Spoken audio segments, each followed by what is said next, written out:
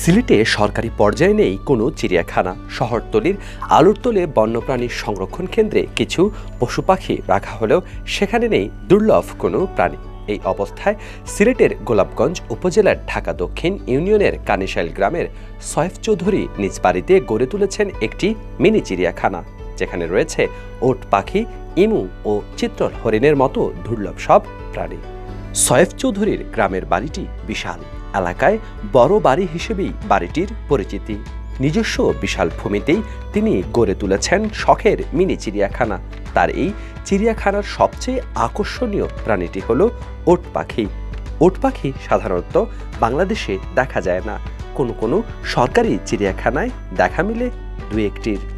সয়েফ চৌধুরীর মিনি চিড়িয়াখানায় রয়েছে 3টি ওট পাখি।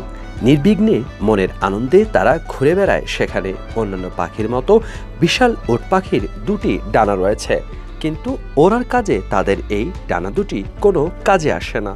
এর কারণ হচ্ছে ওট পাখি উঠতেই জানে না। ওট পাখির আকার আর লম্বা গলার জন্য অনেকেই ভয় পান, ভাবেন পাখিটির কাছে গেলে হয়তো ঠোকর দেবে, কিন্তু তাদের ধারণা সম্পূর্ণ অমূলক। ওট পাখি অত্যন্ত শান্তশিষ্ট। সয়েফ চৌধুরীর মিনি চিড়িয়াখানায় ঘুরে বেড়ানো প্রতিটি ওট পাখি প্রায় 6 ফুট লম্বা। চিড়িয়াখানার এপাশ থেকে ওপাশ পর্যন্ত ঘুরে বেড়ায় তারা।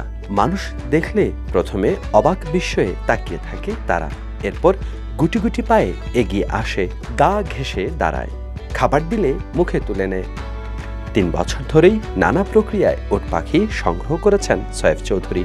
ওট পাখির পাশাপাশি তার শখের চিড়িয়াখানায় আছে অস্ট্রেলিয়ার জাতীয় পাখি ইমুও। প্রথম দেখায় ইমু পাখিকে ওট পাখি বলেই মনে হবে, কিন্তু কাছে গেলে বোঝা যায় এর আকার ওট পাখি থেকে একটু ছোট।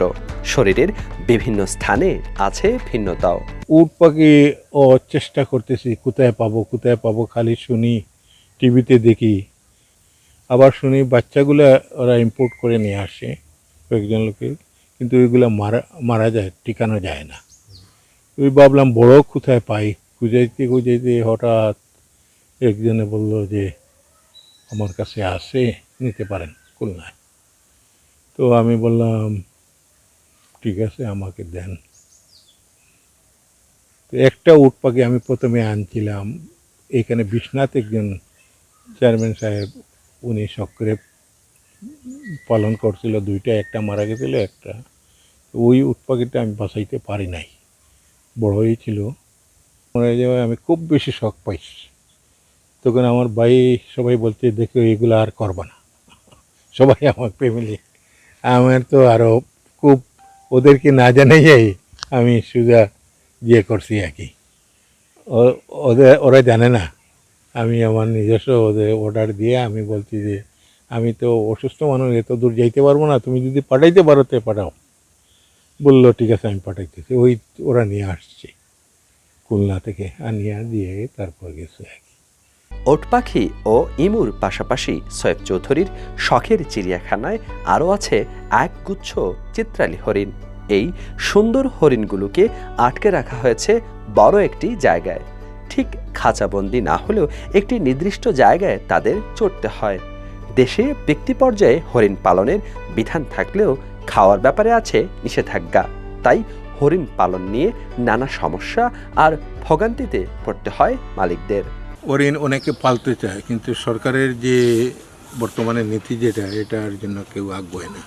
কারণ হলো একটা হরিণের জন্য 1000 টাকা ট্যাক্স দিতে হয়, প্লাস ব্যাট প্রায় 1300-1400 টাকা তার পার পিস প্রত্যেক বছর, প্লাস একটা ঝামেলার সৃষ্টি করে। ওরা যখন রিনিউ করে তখন নানান সমস্যার ক্রিয়েট করে। এই জন্য দেখা যায় যে অনেকে ইচ্ছে করেও বলে আমার দরকার নেই। এত কিছু থাকতে কেন নিজের বাড়িতে গড়ে তুললেন চিড়িয়াখানা? জবাবে সয়েফ চৌধুরী জানালেন, গ্রামের দরিদ্র মানুষের কথা ভেবেই তিনি এই চিড়িয়াখানা গড়ে তুলেছেন, যাদের পক্ষে হয়তো দূর দূরান্তে গিয়ে বিরল জাতের পশু পাখি দেখা সম্ভব হবে না। এই কারণে হয়েছে যে আমি বাড়িতে আছি, গ্রামের বাড়িতে। আমাদের গ্রামের লোকজন ম্যাক্সিমাম তারা বাইরে গিয়ে যে এগুলা বাচ্চাদেরকে দেখাবে সেই অবস্থা তাদের নাই। ইকোনমিক অবস্থা খুবই খারাপ সব গ্রামেই বাংলাদেশের। তো এই কারণে এই চিন্তা করে যে এখানে যদি হয় তো এই আশপাশ গ্রামের যারা খবর জানে তারা আসিয়া দেখবে, এনজয় করবে, এটাই আমার সবচেয়ে খুশি। হরিণ, উট পাখি ও ইমুর পাশাপাশি এই ব্যক্তিগত চিড়িয়াখানায় আছে ময়ূর, খরগোশ, কবুতর সহ আরও কয়েক প্রজাতির প্রাণী। অদূর ভবিষ্যতে সরকারি সহায়তা পেলে চিড়িয়াখানার ব্যাপ্তি আরও বাড়ানোর আশা আছে সৈয়দ চৌধুরীর। হাসান মোহাম্মদ শামীম, বাংলা ভিউ, সিলেট।